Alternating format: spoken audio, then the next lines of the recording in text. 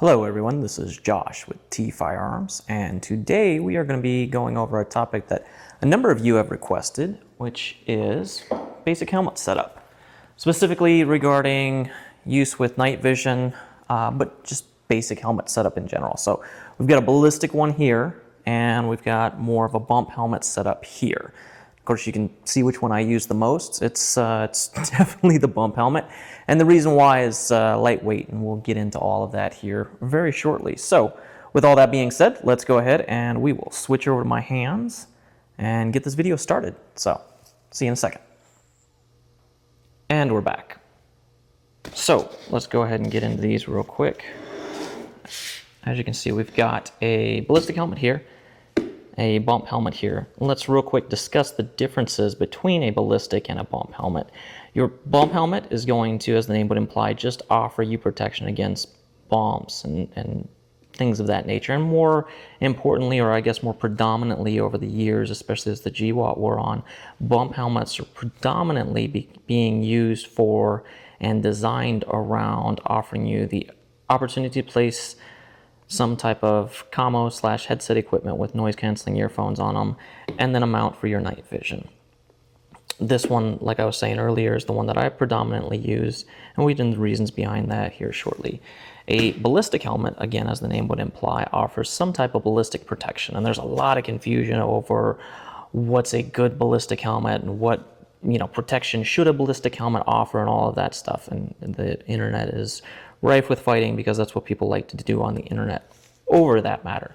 Generally speaking, you will normally have some type of level 3 and slightly higher protection out of a ballistic helmet. Now what that means is it's going to protect you from shrapnel, it's going to protect you from from pistol rounds, but not rifle rounds. You can get protection from a normal level 3 ballistic helmet with rifle rounds given the right conditions, but generally speaking, a direct shot straight on with a rifle round is at least going to penetrate one side of the helmet. Again, there's tons of stories from Iraq and Afghanistan where, because of the military issues, non-rifle rated helmets out to their guys. That's actually what this is. This is a retrofitted Army issued helmet from back in the day, and again, we'll delve into that here in a second.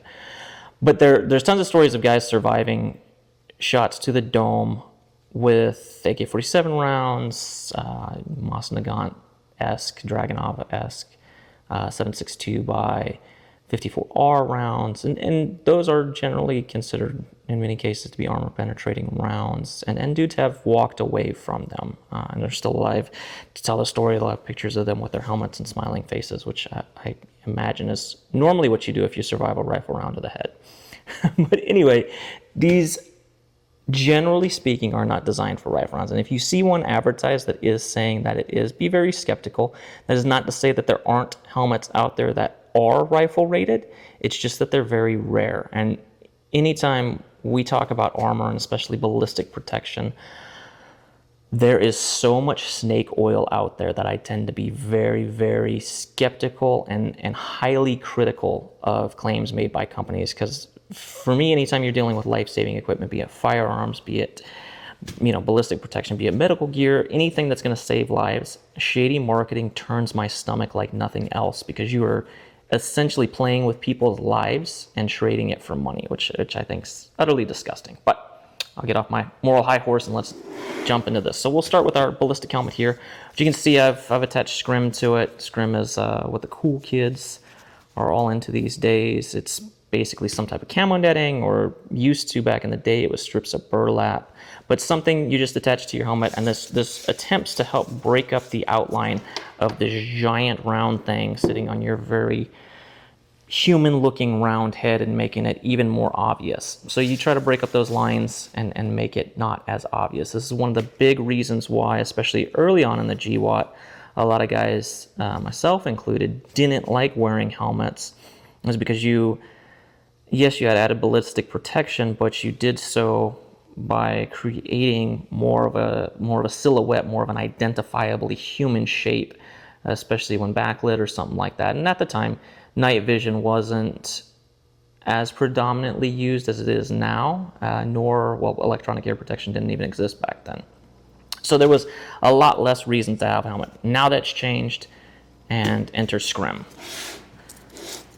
You'll also normally see some type of arc rails on your helmets. There's also M-LOK versions as well, which I kind of prefer the M-LOK versions, but I'm cheap and I've got arc rails already on mine. And there's a lot more accessories available out there for the arc rails, which that's a whole nother topic we can delve into some other time.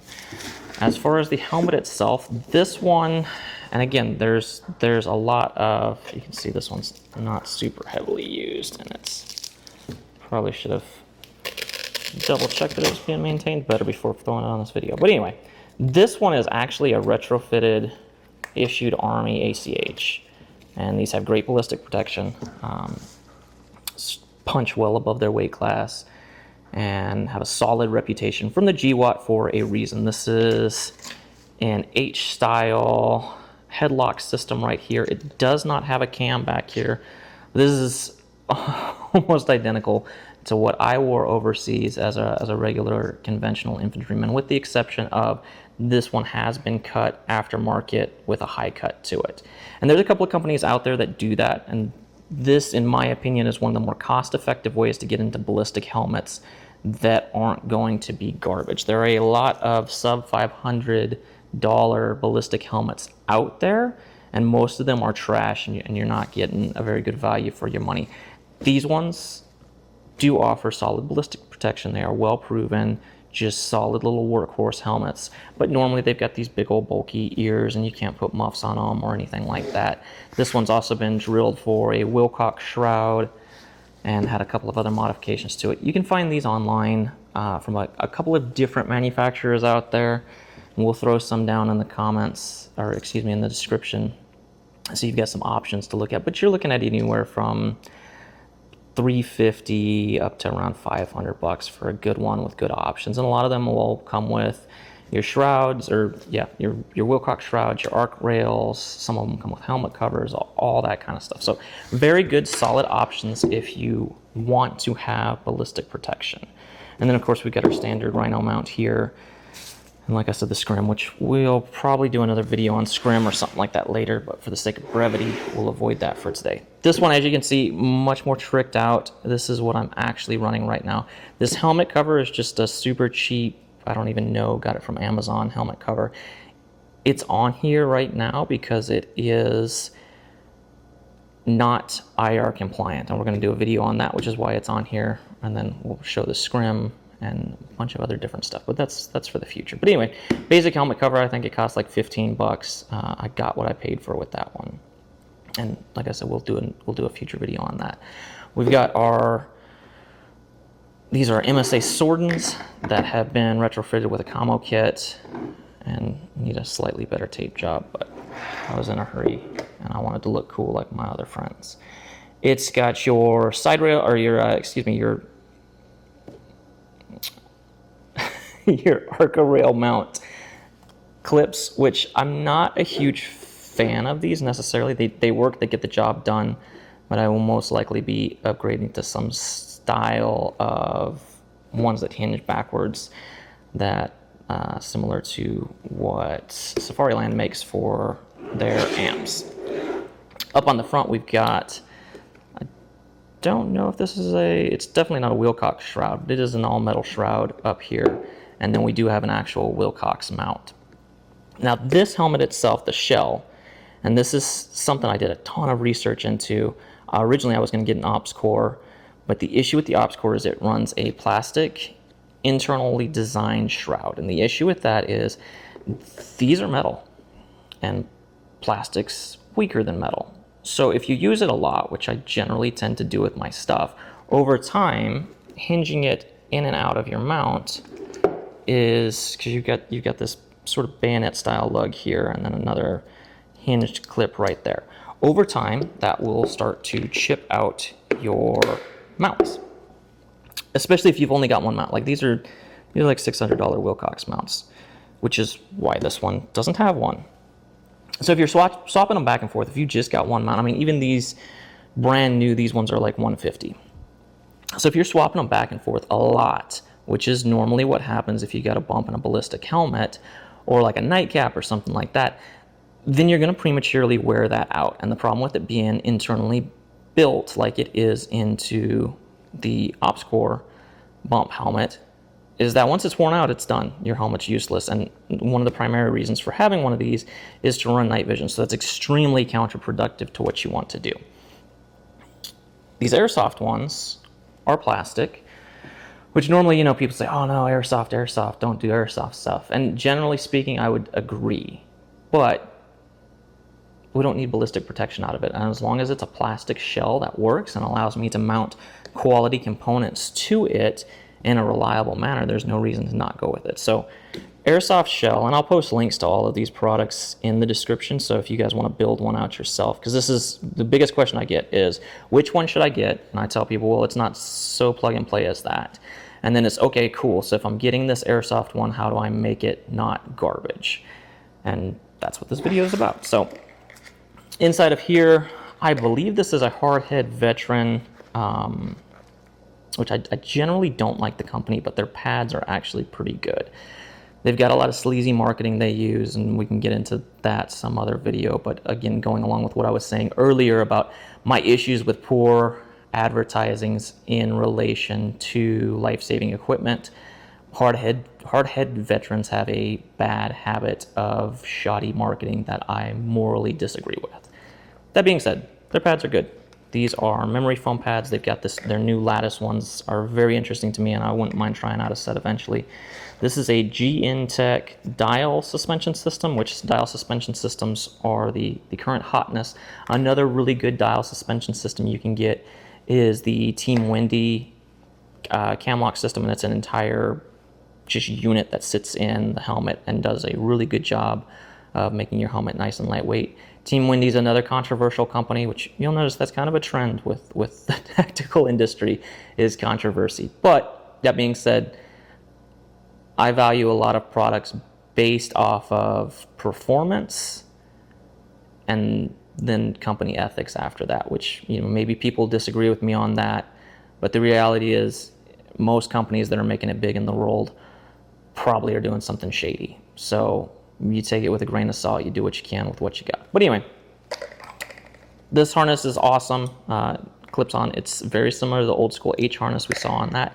The biggest difference is it's got this cam back here, and what this does is you've got these wires in here, and as you click it down and start camming it, it tightens up these wires, which is awesome, especially if you're running night vision, because it allows the whole thing to slowly adjust incrementally to get a very tight fit on your head, which prevents wobble and issues like that. So that, coupled with the memory foam pads in here, is just instrumental in creating a very, very comfortable helmet that's not going to create a lot of strain on your neck with night vision, which that used to be one of the big issues way back in the day. I can remember as a very young soldier running around in the woods all over the place doing training with night vision. Back then, night vision was heavy, the helmets were heavy, and I was lightweight.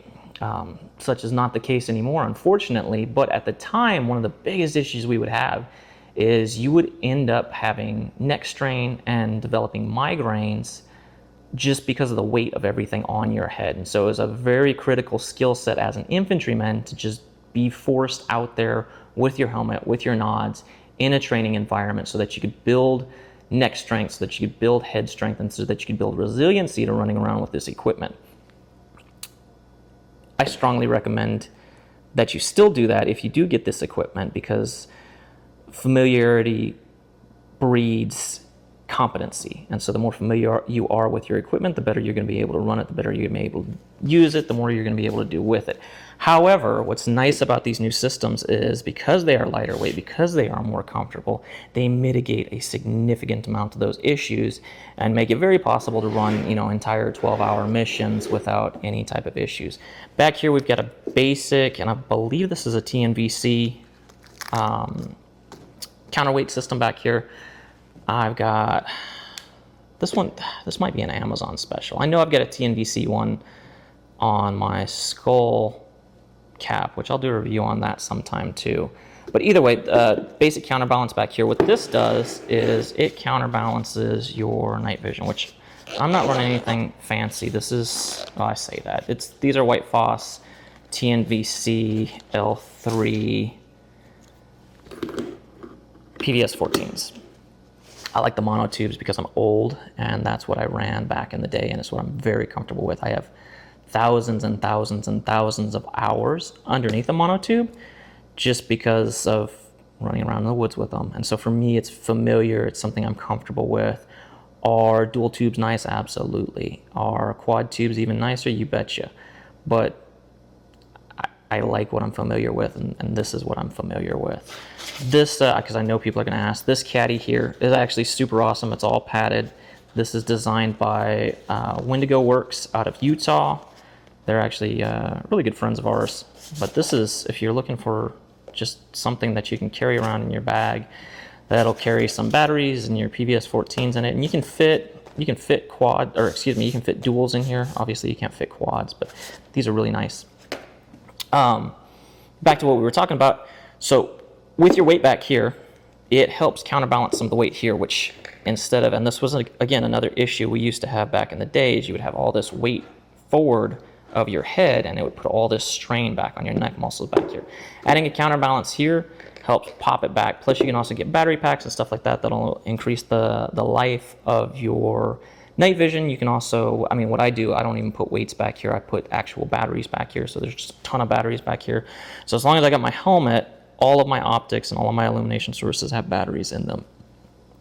This by itself is a very solid basic starter setup. Either one of these helmets, you can get this one, I think, out the door with everything set up the way it is, minus Ear Pro and night vision. You're looking at around $250, $300 for this. Same thing with this one. You're looking at about $350 to $450. Great options. Covers all of your bases. These are great starter setups. Not going to break the bank too terrible compared to other options out there. And they afford you the ability to go figure out, hey, do I like doing this? Do I want to do this? Are helmets for me? Should I maybe look into something different? What upgrades do I want down the road? And that's something we try to steer a lot of people towards here at T Firearms.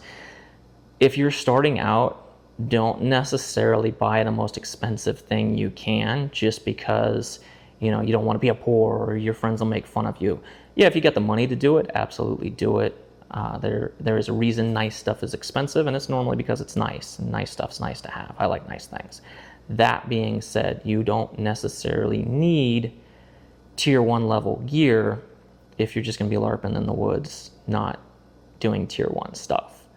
So these options both represent excellent, budget-friendly equipment that is going to serve you well and do well while letting you get out there and train with it and discover what you actually like, what you actually prefer, and building those reps. Because ultimately, at the end of the day, all of this equipment is nice, but it's way nicer if you're actually out there running around, practicing with it, using it, figuring out what you like, what you don't like, and training with it.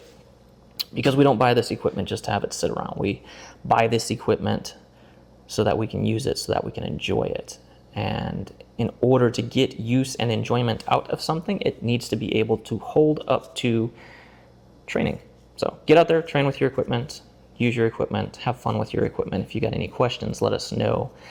As always, your support is critical to what we're doing here at T Firearms, and especially what we're doing with this channel. This is still something new for us, and we're trying to figure out how to make it fiscally viable while still providing you guys with good information and quality information, and keeping what is now becoming sort of old school fieldcraft alive and well, because American citizens need to know this stuff, and that's what we're here for. So we want to get you guys good information. We want to get you guys information that you want to see. So hit the comments up.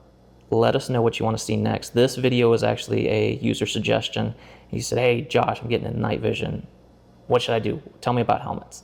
I said, okay, cool. I'll make a video for you. That's a great idea. So we listen to your comments. We love your comments. We appreciate any feedback you can give us, and we would love more of it. So if you can do that for us, we'll continue providing this content for you. And until then, we'll see you on our next video.